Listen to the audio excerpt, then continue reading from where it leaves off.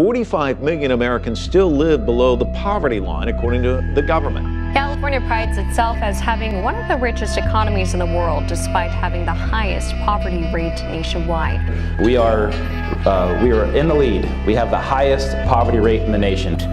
Homelessness is dropping in much of the country, but not in California. New numbers out today show the number of homeless people in the county is up 5% over last year.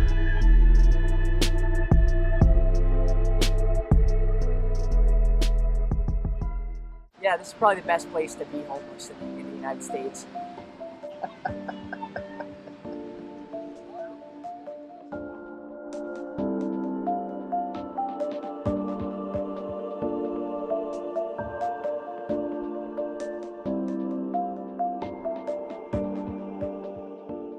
The state of homelessness in San Diego, in the western United States, and all across the country is very simple.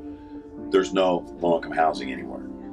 And what we've done over the last 7 or 8 years, not only locally but nationally, is we tore down all the traditional housing for poor people. They're called SROs, single-room occupancies. There were little rooms with shared bathrooms down the hall. And that's where poor people live. Disenfranchised senior citizens, fixed-income seniors get $600 a month. They can't afford to live in San Diego when the median rents here are $1,700, $2,200 a month. Tore it all down, never replaced it. And so every city across the United States, from Washington to Seattle to San Diego to LA, have the same issue. You have housing for rich folks, even middle income or middle class folks, working citizens, can't afford to buy housing because it's just outrageous.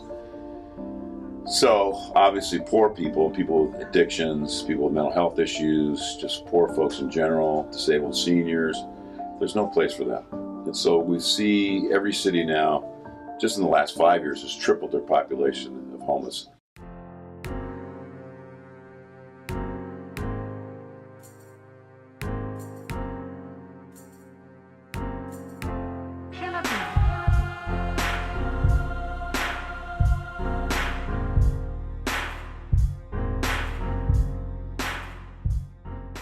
One thing that when you see about statistics, and they say like 25, this has always been the number since it's pulled right out of the sky.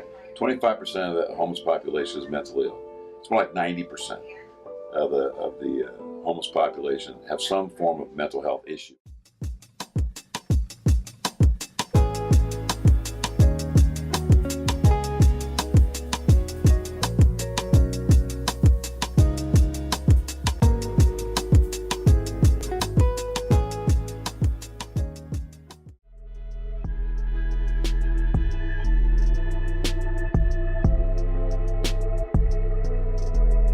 Homeless populations in San Diego, Santa Cruz, and Los Angeles counties are experiencing hepatitis A outbreaks.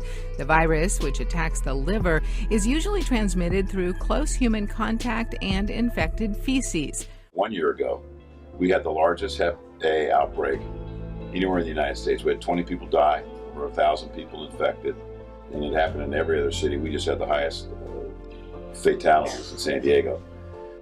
And still there wasn't any push to put any kind of emergency shelter up for people. So Dan Shea talked to me and Peter talked to me and said they'll buy the tents. We call them the tents, but they're sprung structures. We could take through 325 people in it and about 40 dogs and cats. Basically a place for people not to be homeless.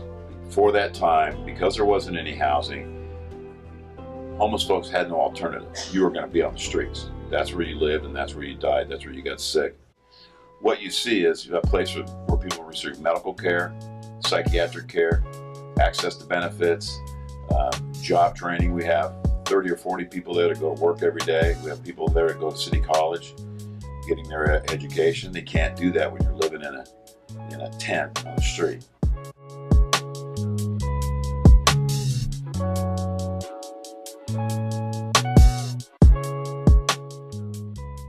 The mayor and everybody else decided, wow, this really does make a difference.